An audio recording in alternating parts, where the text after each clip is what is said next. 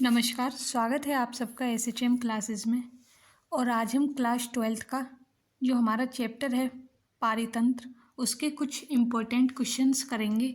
तो बिना देर किए हुए हम अपनी वीडियो शुरू करते हैं। तो जो हमारा क्वेश्चन नंबर फर्स्ट है वो है, नीचे दो कथन दिए गए हैं, एक को अभिकथन और दूसरे को कारण कहा गया है। अभिकथन, अपघटन की दर को अपरद की रासायनिक संरचना और जलवायु कारक द्वारा नियंत्रित किया जाता है। तो ये बात बिल्कुल सही है। इसका कारण है, गर्म और नम वातावरण अपघटन के लिए अनुकूल है और लिग्निन और काइटिन युक्त अपरद में अपघटन की दर तेज होती है। तो अपघटन की दर तेज नहीं क्या होती है, कम होती है। तो जो हमारा कारण है वो गलत है। तो जो हमारा सही ऑप्शन है वो है ए सत्य है लेकिन आर असत्य है। तो जो हमारा सही ऑप्शन है वो है ऑप्शन नंबर 2। अब बढ़ते हैं हम अगले क्वेश्चन की तरफ। पारिस्थितिक पिरामिड के निर्माण के लिए निम्नलिखित में से किसका उपयोग नहीं किया जाता है? ऊर्जा प्रवाह की दर, तो ये बात बिल्कुल गलत है। सूखा वजन, ये भी गलत है। व्यक्तियों की संख्या, ये भी गलत है। जो हमारा सही ऑप्शन है वो है ताज़ा वजन, ऑप्शन नंबर 2। पारिस्थितिक पिरामिड के निर्माण में ताज़ा वजन का उपयोग नहीं किया जाता है। तो जो सही ऑप्शन है वो है ऑप्शन नंबर 2। खाद्य श्रृंखला में शामिल हैं, जो खाद्य श्रृंखला में शामिल हैं वो है उपभोक्ता और अपघटक शामिल हैं। तो इसका जो सही ऑप्शन है वो है ऑप्शन नंबर 3। सही कथनों की पहचान करें। डेट्रिटिवोर विखंडन करते हैं, तो ये बात बिल्कुल सही है। खनिजीकरण के दौरान कुछ सूक्ष्मजीवी द्वारा ह्यूमस को और भी अधिक विघटित किया जाता है, ये बात भी बिल्कुल सही है। पानी में घुलनशील अकार्बनिक पोषक तत्व मिट्टी में चले जाते हैं और निक्षालन नामक प्रक्रिया द्वारा अवक्षेपित हो जाते हैं। तो ये बात भी बिल्कुल सही है। डेट्राइटस खाद्य श्रृंखला जीवित जीवों से शुरू होती है, तो ये जीवित जीवों से शुरू नहीं होती, ये किससे होती है, मृत जीवों से शुरू होती है। इसमें क्या होता है, मृत कार्बनिक पदार्थ के टूटने से ये शुरू होती है। इसमें मृत पौधे, पशु पदार्थ, साथ ही मल और गिरे हुए पत्ते जैसे अपशिष्ट पदार्थ क्या होते हैं, शामिल होते हैं। केंचुए डेट्राइटस को अपक्षय नामक प्रक्रिया द्वारा छोटे कणों में तोड़ देते हैं। तो यहाँ पे ये अपक्षय नामक नहीं, ये विखंडन नाम की प्रक्रिया द्वारा छोटे कणों को ये तोड़ देते हैं। तो ये भी ऑप्शन हमारा क्या है, गलत है। तो इसमें जो हमारा ऑप्शन सही है वो है ए, बी और सी हमारे कथन सही हैं। तो इसमें ऑप्शन नंबर 4 हमारा सही है, केवल ए, बी और सी सही हैं। तो इसमें जो ऑप्शन नंबर 4 है वो हमारा सही है।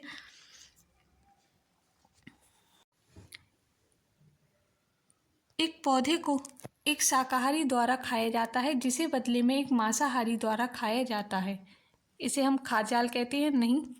सर्वाहारी? नहीं। अन्योन्याश्रित? नहीं। क्या कहते हैं हम? खाद्य श्रृंखला इसको कहते हैं। खाद्य श्रृंखला प्रकृति की प्रक्रिया है। बढ़ते हैं हम अगले प्रश्न की तरफ। शाकाहारी है, केवल प्राथमिक उपभोक्ता? नहीं। केवल T2? नहीं। केवल T3? नहीं। प्राथमिक उपभोक्ता या T2 या प्रथम क्रम के उपभोक्ता को हम शाकाहारी कहते हैं। तो जो हमारा सही ऑप्शन है वो है ऑप्शन नंबर 4। बढ़ते हम अगले क्वेश्चन की तरफ। कौन सा घटक पारिस्थितिकी तंत्र के अजैविक घटक से संबंधित नहीं है? जल? नहीं। ह्यूमस और यूरिया? नहीं। पर्वत? नहीं। कौन सा? कवक। तो जो हमारा सही ऑप्शन है वो है ऑप्शन नंबर 4। कवक हमारा अजैविक नहीं है, कवक हमारा जैविक है। बढ़ते हैं हम अगले प्रश्न की तरफ। पारिस्थितिकी तंत्र शब्द का निर्माण किसने किया था? तो इस शब्द का निर्माण A.G. ट्रांसले ने किया था सन 1935 में। तो जो हमारा सही ऑप्शन है वो है ऑप्शन नंबर 1, A.G. ट्रांसले। बढ़ते हैं हम अगले क्वेश्चन की तरफ। निम्नलिखित में से कौन सी फसल भूमि पारिस्थितिक तंत्र का एक विशिष्ट विशेषता है? खरपतवारों की अनुपस्थिति? नहीं। पारिस्थितिक उत्तराधिकार? नहीं। मृदा जीवों की अनुपस्थिति? नहीं। सबसे कम आनुवांशिक विविधता? फसल भूमि पारिस्थितिकी तंत्र की क्या है, एक विशिष्ट विशेषता है। तो इसमें जो हमारा सही ऑप्शन है वो है ऑप्शन नंबर 1। बढ़ते हैं हम अगले प्रश्न की तरफ। निम्नलिखित में से कौन सी पारिस्थितिकी तंत्र की कार्यात्मक इकाई नहीं है? ऊर्जा प्रवाह? नहीं। अपघटन? नहीं। उत्पादकता? नहीं। क्या है इसका सही आंसर? स्थिरीकरण कार्यात्मक इकाई नहीं है। तो ये तीनों क्या है, कार्यात्मक इकाई हैं पारिस्थितिकी तंत्र की, और जो स्तरीकरण है वो कार्यात्मक इकाई नहीं है। तो जो हमारा सही ऑप्शन है वो है ऑप्शन नंबर 4। पारिस्थितिकी तंत्र के बारे में क्या सत्य है? प्राथमिक उपभोक्ता उत्पादकों पर सबसे कम निर्भर होते हैं, तो ये गलत बात है। उत्पादक प्राथमिक उपभोक्ताओं से अधिक होते हैं, ये बात भी गलत है। द्वितीयक उपभोक्ता सबसे बड़े और सबसे शक्तिशाली होते हैं, ये बात भी गलत है। प्राथमिक उपभोक्ताओं की संख्या उत्पादकों से अधिक होती है, ये बात क्या है, सत्य है। तो जो हमारा सही ऑप्शन है वो है ऑप्शन नंबर 2। बढ़ते हैं हम अगले क्वेश्चन की तरफ। निम्नलिखित में से कौन सा पारिस्थितिकी तंत्र सबसे अधिक स्थिर है? वन नहीं, रेगिस्तान नहीं, पर्वत नहीं, कौन सा? महासागर सबसे ज़्यादा स्थिर है। तो जो हमारा सही ऑप्शन है वो है ऑप्शन नंबर 4। निम्नलिखित में से कौन सा विषम है? विखंडन, ह्यूमिफिकेशन, स्तरीकरण, खनिजीकरण। तो जो हमारा विषम है वो है खनिजीकरण। तो इसका सही ऑप्शन है वो है ऑप्शन नंबर 4। बढ़ते हम अगले क्वेश्चन की तरफ। नीचे 2 कथन दिए गए हैं।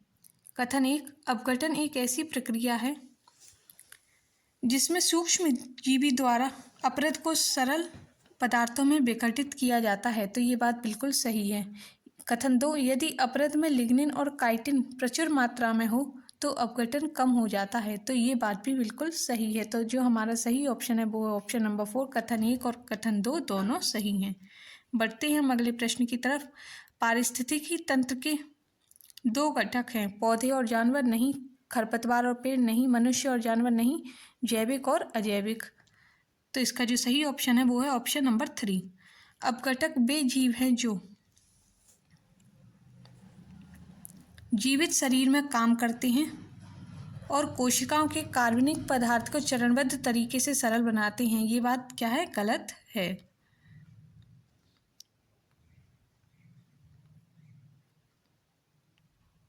रासायनिक पदार्थों को विस्तृत करते हैं जिससे उत्तकों की मृत्यु होती है। तो ये बात भी गलत है। पौधों के साथ साथ जानवरों पर भी हमला करते हैं और मार देते हैं, ये बात भी गलत है। रिले शर्तों में काम करते हैं और मृत शरीर को कार्बनिक घटकों के चरणबद्ध तरीके से सरल बनाते हैं। तो इसका सही ऑप्शन है वो है ऑप्शन नंबर 4। सही ऑप्शन इसका ऑप्शन नंबर 4। बढ़ते हैं हम अगले क्वेश्चन की तरफ। अपघटन के दौरान निम्नलिखित में से कौन सी प्रक्रिया सही ढंग से वर्णित है? विखंडन कार्तवर्म जैसे जीवों द्वारा किया जाता है। तो ये बात बिल्कुल सही है। ह्यूमिफिकेशन गहरे रंग के पदार्थ ह्यूमस के संचय की ओर ले जाता है जो बहुत तेज दर से सूक्ष्मजीवी क्रिया से गुजरता है। तो ये बात गलत है। कैटाबोलिज्म पूरी तरह से अवयवी स्थिति की तहत अपघटन में अंतिम चरण, ये बात भी गलत है। निक्षालन पानी में घुलनशील अकार्बनिक पोषक तत्व मिट्टी की ऊपरी परतों तक पहुंच जाते हैं, ये बात भी बिल्कुल गलत है। तो इसमें हमारा जो सही ऑप्शन है वो है ऑप्शन नंबर 1। बढ़ते हैं हम अगले प्रश्न की तरफ। निम्नलिखित में कौन सी एक पारिस्थितिकी तंत्र की कार्यात्मक इकाई नहीं है? तो कार्यात्मक इकाई नहीं है वो है स्तरीकरण। स्तरीकरण इसका ऑप्शन नंबर 4 हमारा सही है। बढ़ते हैं हम अगले प्रश्न की तरफ। घास के मैदान में खरगोश द्वारा नए कार्बनिक पदार्थ के निर्माण की दर को कहा जाता है? शुद्ध उत्पादकता नहीं, शुद्ध प्राथमिक उत्पादकता नहीं, सकल प्राथमिक उत्पादकता नहीं, क्या कहा जाता है? द्वितीयक उत्पादकता कहा जाता है। तो इसका जो सही ऑप्शन है वो है ऑप्शन नंबर 2। यदि उपभोक्ता स्तर पर 20 जूल ऊर्जा फंस जाती है तो निम्नलिखित श्रृंखला में मोर के भोजन के रूप में कितनी ऊर्जा उपलब्ध होगी?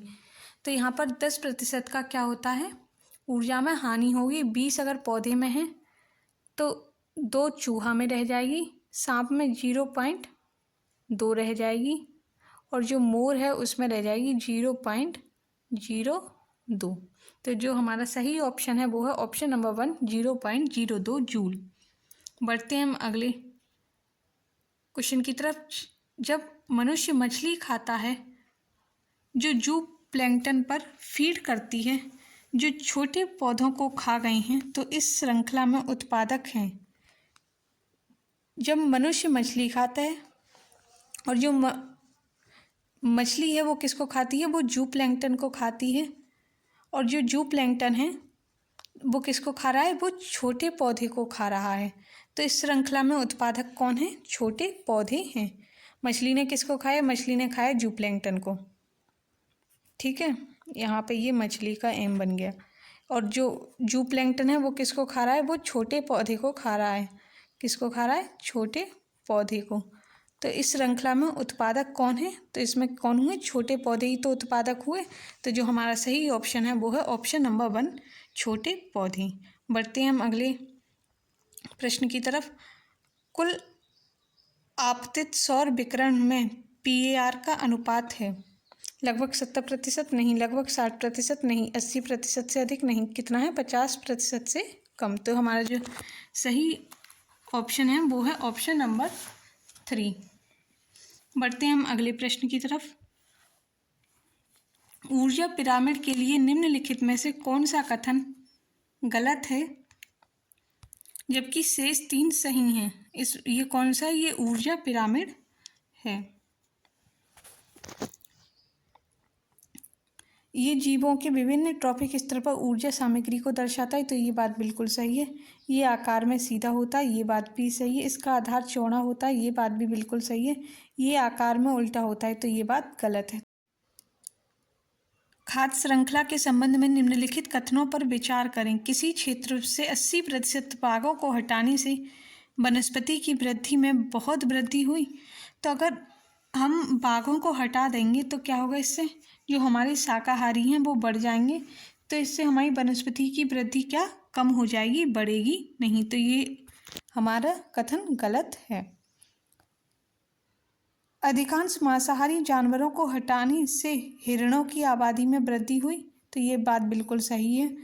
ऊर्जा हानि के कारण खाद्य श्रृंखलाओं की लंबाई आमतौर पर 3-4 ट्रॉफिक स्तरों तक सीमित होती है। तो ये बात भी हमारी क्या है, सही है। खाद्य श्रृंखलाओं की लंबाई 2 से 8 ट्रॉफिक स्तरों तक भिन्न हो सकती है।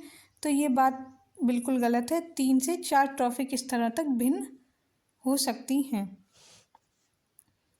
भिन्न नहीं, सीमित रहता है। तो ये बात क्या है, गलत है। 2 से 3 ट्रॉफिक स्तर तक क्या रहता है, सीमित रहता है। तो इसमें जो हमारी सही कथन है वो कौन सी है, दूसरा और तीसरा हमारा सही है। तो जो हमारा सही ऑप्शन बनेगा वो बनेगा ऑप्शन नंबर 2। बढ़ते हैं हम अगले क्वेश्चन की तरफ। संपूर्ण जीव मंडल की वार्षिक शुद्ध प्राथमिकता उत्पादकता शुष्क भार लगभग है, कितना है, 170 बिलियन टन है। तो इसका जो सही ऑप्शन है वो है ऑप्शन नंबर 4। NPP का सूत्र है NPP equal GPP plus R नहीं, NPP equal GDP plus R नहीं, NPP equal GDP minus R नहीं, क्या है, NPP equal GPP minus R। तो इसका जो सही ऑप्शन है वो है ऑप्शन नंबर 1। बांस का पौधा दूर जंगल में उग रहा है, तो इसका ट्रॉफिक स्तर पर क्या होगा। बांस का पौधा दूर जंगल में उग रहा है, तो इसका ट्रॉफिक स्तर क्या होगा। द्वितीय पोषी स्तर नहीं, तृतीय पोषी स्तर नहीं, चतुर्थ पोषी स्तर नहीं, क्या होगा, प्रथम पोषी स्तर। तो इसका जो सही ऑप्शन है वो है ऑप्शन नंबर 1। बढ़ते हैं हम अगले क्वेश्चन की तरफ। विश्व के महासागरों में स्वपोषी जीवों के सबसे बड़ा बायोमास है। बेंथिक भूरे शैवाल, तटीय लाल शैवाल और डैफोनिल नहीं, बेंथिक डाइटम और समुद्री वायरस नहीं, समुद्री घास और स्लाइमोल नहीं, क्या है, मुक्त तैरने वाले सूक्ष्म शैवाल, साइनोबैक्टीरिया और नैनो प्लांटन। तो इसका जो सही ऑप्शन है वो है ऑप्शन नंबर 4। बढ़ते हैं हम अगले क्वेश्चन की तरफ। नीचे 2 कथन दिए गए हैं। कथन 1, ऊर्जा के पिरामिड में पिरामिड का आधार चौड़ा होता है और शीर्ष पर यह सकरा होता जाता है। तो ये बात बिल्कुल सही है। कथन 2, वह प्रजाति जो नंगे क्षेत्र को प्रेरित करती है उसे अग्रणी प्रजाति कहा जाता है। तो ये बात भी बिल्कुल सही है। तो कथन 1 और कथन 2 दोनों सही हैं। बढ़ते हैं हम अगले क्वेश्चन की तरफ। नीचे 2 कथन दिए गए हैं। कथन 1, विभिन्न स्तरों पर रहने वाली प्रजातियों के ऊर्ध्वाधर वितरण को स्तरीकरण कहा जाता है। तो ये कथन क्या है हमारा? ये कथन सही है।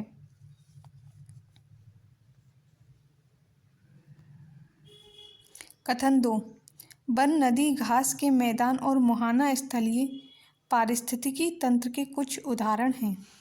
तो ये बात गलत है। जहाँ नदी और समुद्र मिलते हैं उसे हम क्या कहते हैं? मुहाना स्थलीय कहते हैं। तो ये पारिस्थितिकी तंत्र के कुछ उदाहरण नहीं हैं। तो हमारा कथन 1 सही है, लेकिन कथन 2 गलत है। तो जो हमारा सही ऑप्शन है वो है ऑप्शन नंबर 2। बढ़ते हैं हम अगले क्वेश्चन की तरफ। स्तरीकरण है विभिन्न स्तरों पर रहने वाली विभिन्न प्रजातियों के समांतरण वितरण नहीं।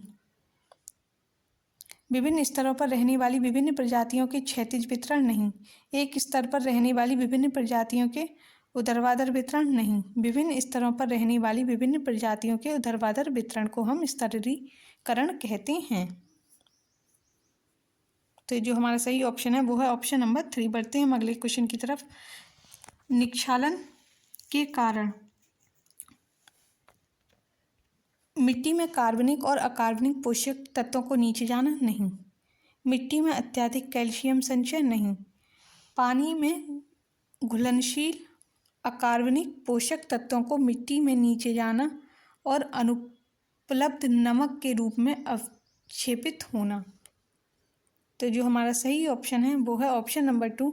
यहाँ पे अघुलनशील आ गया था और यहाँ पर घुलनशील है। तो क्या है? पानी में घुलनशील अकार्बनिक पोषक तत्वों को मिट्टी में नीचे जाना और अनुपलब्ध नमक के रूप में अवक्षेपित होना निक्षालन के कारण है। तो जो हमारा सही ऑप्शन है वो है ऑप्शन नंबर 2। बढ़ते हैं हम अगले क्वेश्चन की तरफ। जीवाणु और कवक एंजाइम मलबे को सरल अकार्बनिक पदार्थ में बदल देते हैं। इस प्रक्रिया को कहा जाता है, क्या कहा जाता है? अपचयन कहा जाता है। तो जो हमारा सही ऑप्शन है वो है ऑप्शन नंबर 3। बढ़ते हैं हम अगले क्वेश्चन की तरफ। अपघटन की प्रक्रिया में शामिल चरण। तो विखंडन भी अपघटन की प्रक्रिया में है, निक्षालन भी है, अपचय भी है, खनिजीकरण भी है। तो यानी कि जो हमारा सही ऑप्शन है वो है option number 4। A, B, C, D सभी सही हैं। तो इसका जो 4th ऑप्शन है वो हमारा करेक्ट है। अकार्बनिक पोषक तत्वों को मुक्त करने के लिए ह्यूमस का अपघटन किया जाता है। इस प्रक्रिया को कहते हैं खनिजीकरण कहते हैं। तो जो हमारा सही ऑप्शन है वो है ऑप्शन नंबर 3। जब गौरैया किसी कीट को खाती हैं तो जब गौरैया किसी कीट को खाती है तो वो क्या होता है? वो द्वितीयक उपभोक्ता होता है। तो जो हमारा सही ऑप्शन है वो है ऑप्शन नंबर 2। बीज खाने वाली गौरैया है। तो जो बीज खा रही है गौरैया वो क्या है? वो प्राथमिक उपभोक्ता है। और जो कीट को खाती है वो क्या होती है? वो द्वितीयक उपभोक्ता होती है। बढ़ते हैं हम अगले प्रश्न की तरफ। ऊर्जा पिरामिड के बारे में कौन सा कथन सही है? ये शायद ही कभी उल्टा होता है। तो ये बात गलत है। ये वृक्ष पारिस्थितिकी तंत्र में उल्टा होता है। ये बात गलत है। ये रेगिस्तानी पारिस्थितिकी तंत्र में उल्टा होता है। ये बात भी गलत है। ये कभी उल्टा नहीं होता। तो ये बात बिल्कुल सही है। जो ऊर्जा पिरामिड है वो कभी उल्टा नहीं होता। तो ये हमने कुछ इम्पॉर्टेंट क्वेश्चंस करे थे। अगर आपको वीडियो पसंद आई हो तो लाइक, शेयर, सब्सक्राइब जरूर करें। Thank you. जैविक समुदाय में विभिन्न स्तरों पर स्थित विभिन्न प्रजातियों के ऊर्ध्वाधर वितरण को कहा जाता है क्षेत्रीकरण नहीं, पिरामिड नहीं, विचलन नहीं। क्या कहा जाता है? स्तरीकरण कहा जाता है। तो इसका जो सही ऑप्शन है वो है ऑप्शन नंबर 4। बढ़ते हैं हम अगले क्वेश्चन की तरफ। गहरे समुद्री जल में रहने वाले अधिकांश जानवर हैं प्राथमिक उपभोक्ता नहीं, द्वितीयक उपभोक्ता नहीं, तृतीयक उपभोक्ता नहीं। कौन है? अपृतभक्षी हैं। तो इसका जो सही ऑप्शन है वो है ऑप्शन नंबर 4। किसी विशेष समय पर ट्रॉफिक स्तर पर जीवित पदार्थ के द्रव्यमान को कहा जाता है। जीवित पदार्थ के द्रव्यमान को कहा जाता है? खड़ी फसल कहा जाता है। तो इसका जो सही ऑप्शन है वो है ऑप्शन नंबर 2।